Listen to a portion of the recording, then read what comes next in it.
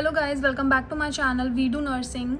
सो आज है day 2 and the topic रहने वाला है बर्न की क्लासिफिकेशन, बर्न का रूल, बर्न किस कॉजेज़ से होता है। तो आज हम सारा पढ़ेंगे बर्न के बारे में। फर्स्ट ऑफ ऑल बर्न की डेफिनेशन हम देख लेते हैं। Burn is an injury to the skin and underlying tissue caused by thermal, chemical, electrical or radiation energy leading to tissue destruction, fluid loss and infection risk. Burn मतलब हिंदी में अगर हम burn बोलते हैं तो जल जाना।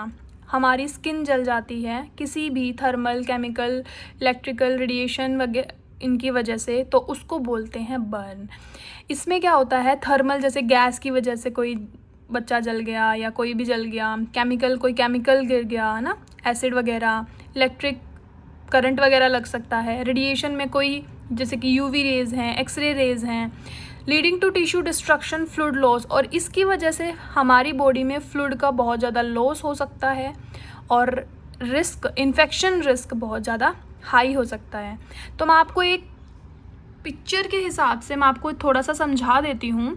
बर्न जो होता है वो रूल ऑफ 9 के हिसाब से हम उसको परसेंटेज में डिवाइड करते हैं। Posterior part, anterior part, body का सामने वाला हिस्सा और पिछला हिस्सा, उसको हम डिवाइड करते हैं और रूल ऑफ 9 में लाते हैं। ये हमारा कैसे पता चलता है कि अगर पोस्टीरियर पार्ट जला है तो वो 4.5, हेड का, सिर्फ अभी हेड की बात कर रही हूँ मैं, पोस्टीरियर पार्ट 4.5% होता है और एंटीरियर पार्ट 4.5% होता है।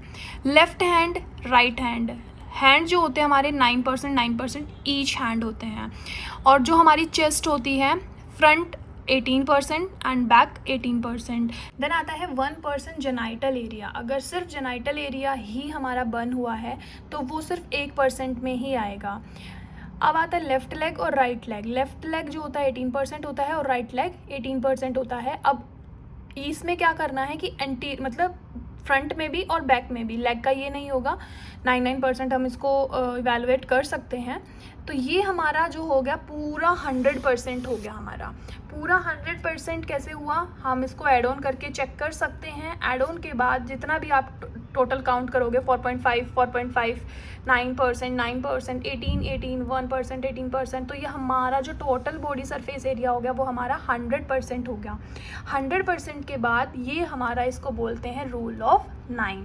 तो ये आप हमेशा अपने माइंड में सेट रखना, रूल ऑफ 9। अब नेक्स्ट आता है हमारे कॉजेज़ जैसे कि थर्मल बर्न किसी फ्लेम, स्कार्स या कॉन्टेक्ट बर्न में हो सकता है। केमिकल बर्न एसिड या अल्कलाइज या किसी भी ऑर्गेनिक कंपाउंड की वजह से हो सकता है। द नेक्स्ट वन इज आता है हमारा इलेक्ट्रिकल बर्न जैसे किसी करंट की वजह से या फिर लाइट की वजह से जो भी हमें करंट लगता है ना, तो उसको बोलते हैं इलेक्ट्रिकल बर्न।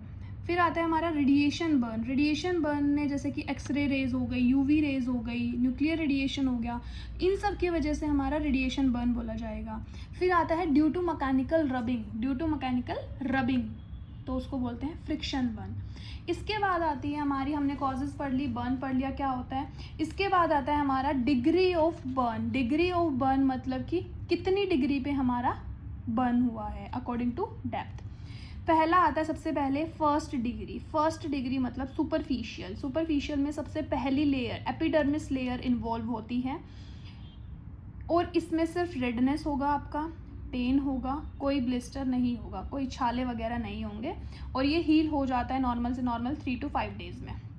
सेकंड आता है हमारा सेकंड डिग्री बर्न में हमारा पार्शियल थिकनेस होती है, मतलब इसमें एपिडर्मिस वाली और जो पार्ट होता है डर्मिस का वो भी इन्वॉल्व्ड होता है। इसमें छाले भी हो जाएंगे और बहुत ज़्यादा सीवियर पेन रहेगा, बट ये 2 से 3 हफ्तों में ठीक हो जाती है। फिर आती है थर्ड डिग्री में फुल थिकनेस रहेगी, एपिडर्मिस और डर्मिस दोनों डिस्ट्रॉय हो जाते हैं बिल्कुल, ठीक है। इसमें हमारी बिल्कुल दोनों डिस्ट्रॉय हो जाएंगी। ये हमारी चैरेड मतलब बिल्कुल जलने के बाद, बिल्कुल बहुत बुरी तरह जल के ब्लैक सी जब स्किन हो जाती है वैसा हो जाएगा।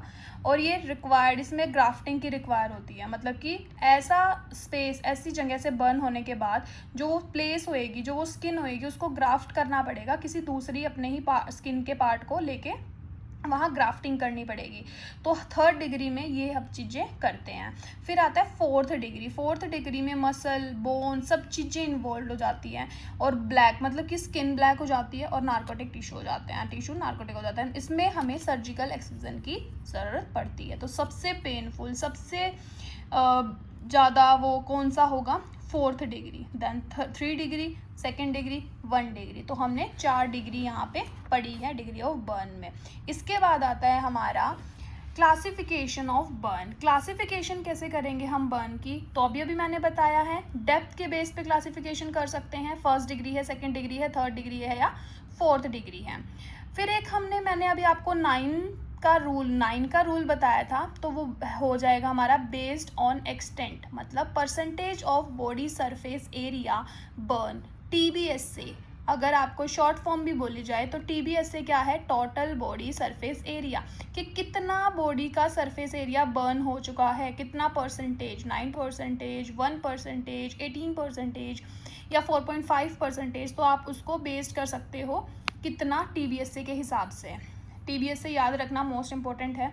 बेस्ड ऑन कोज भी मैंने अभी आपको समझाया, thermal, electrical, chemical, radiation and friction. Based on severity मतलब माइनर है, मॉडरेट है, मेजर है, मतलब कैसी है वो हम एज पर TBS के हिसाब से, और कौन सी साइड पे है, कहाँ पे है, तो उसके हिसाब से हम सिवियरिटी पता कर लेंगे। ये मैंने आपको 9th रूल समझा ही दिया था। बाकी आप उसको असेसमेंट भी हम ऐसे करते हैं कि हेड 9%, 4.5 प्लस करते हैं तो 9%, each arm 9, each leg 18, anterior 18, posterior 18 और जेनाइटल एरिया 1। तो ये हमारा टोटल हो गया 100%। देन हमारा आता है पार्किलिन फॉर्मूला। अगर आपको कोई बोले कि कोई बर्न का पेशेंट है, जला हुआ पेशेंट है और उसको फ्लूइड देना है, तो वो किस हिसाब से आप फ्लूइड दोगे? वो आप पार्किलिन फॉर्मूला के बेस पे उसको फ्लूइड दोगे। तो हमेशा याद रखना, कोई भी जला हुआ व्यक्ति है तो उसको सिर्फ RL ही लगेगा। RL कितना? 4 ml ओनली।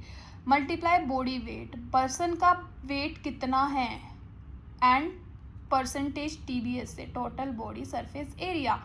मतलब अगर हम उसकी मैनेजमेंट करते तो 4 ml हमने फ्लूइड ले लिया, एज्यूम कर लो कि बॉडी वेट पेशेंट का 64 है और सिर्फ उसका 9% जला है। 9% मतलब एक हाथ जला है सिर्फ, ठीक है, एक हाथ जला है 9% में। तो हम इसको मल्टीप्लाई करने के बाद हमारा कितना आ गया? 24.48%। तो इतना हम फ्लूइड उसको देंगे, इससे ज़्यादा ना कम ना, सिर्फ पार्किलिन फॉर्मूला के बेस पे हम उसको पेशेंट को, बर्न वाले पेशेंट को फ्लूइड देंगे। Got it? देन आ जाता है मैनेजमेंट ऑफ बर्न, कि बर्न की मैनेजमेंट कैसे करेंगे।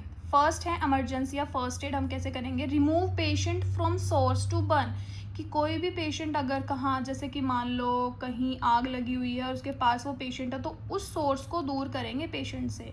स्टॉप बर्निंग प्रोसेस, बर्निंग की प्रोसेस को स्टॉप करेंगे। अगर पेशेंट ने टाइट कपड़े या ज्वेलरी पहनी है तो उनको रिमूव करेंगे। कभी भी जले हुए इंसान पर ऑयल या ऑइंटमेंट कोई नहीं लगाना होता है, और हमेशा मेंटेन करके रखते हैं ABC, एयरवे, ब्रीथिंग, सर्कुलेशन। ठीक है, ये हमारी फर्स्ट एड हो जाती है इमरजेंसी में। देन आता है हमारा हॉस्पिटल मैनेजमेंट। हॉस्पिटल मैनेजमेंट में हमें सबसे पहले हमारा मेन होता है एयरवे एंड ब्रीथिंग। अगर उसको O2 की नीड है तो वो देंगे। सर्कुलेशन में हमने अभी बताया कि जो IV फ्लूइड है वो हम पार्किलिन फॉर्मूला के बेस पर देंगे। रिंगर लैक्टेट हमेशा देंगे। पेन रिलीफ के लिए हम एनाल्जिक्स दे सकते हैं। वाउंड केयर अगर करनी है, कुछ गहरा ही घाव हो चुका है जलने के बाद, तो हम उसको एक एंटीसेप्टिक ड्रेसिंग दे देंगे। इन्फेक्शन कंट्रोल हम एंटीबायोटिक से करेंगे, ये तो नॉर्मली होती है कि हमें किसी ना किसी पेशेंट को देनी ही होती है। न्यूट्रिशन का ध्यान रखेंगे, high protein high calorie diet देंगे। अगर उसको कॉन्ट्रैक्चर्स आ चुके हैं तो फिजियोथेरेपी देंगे। अगर ज़रूरत है, अगर बहुत ही 4th डिग्री बर्न है तो उसका स्किन ग्राफ्टिंग ज़रूरी होगा। ठीक है, अब बर्न के में कॉम्प्लिकेशंस क्या आती हैं? कॉम्प्लिकेशंस हाइपोवॉल्मिक शॉक है, इन्फेक्शन फैल सकता है, पस का डिस्चार्ज हो सकता है 4th degree 3rd degree level पर भी, रीनल फेलियर हो सकता है, डिफॉर्मिटीज़ हो सकती हैं और साइकोलॉजिकल ट्रॉमा। तो ऑफकोर्स बर्न वाले पेशेंट में होता ही है। नॉर्मली भी अगर किसी पेशेंट को करंट लग जाता है, बर्न भी नहीं होता, या मतलब बॉडी लॉस तो हो ही रहा है, तो बॉडी लॉस हो रहा है तो रीनल फेलियर भी हो सकता है और साइकोलॉजिकल ट्रॉमा भी हो सकता है। तो गाइज़ ये था आपके नोट्स। अगर किसी को ये नोट्स एज अ PDF भी चाहिए हैं तो प्लीज़ मुझे कमेंट करके ज़रूर बता देना, और कुछ भी क्वेश्चन है तो आप उस कमेंट बॉक्स में ड्रॉप कर देना। और ये था आज का हमारा टॉपिक। तो अब मिलते हैं हम आपसे नेक्स्ट टॉपिक्स में, और जब तक के लिए बाय बाय, टेक केयर।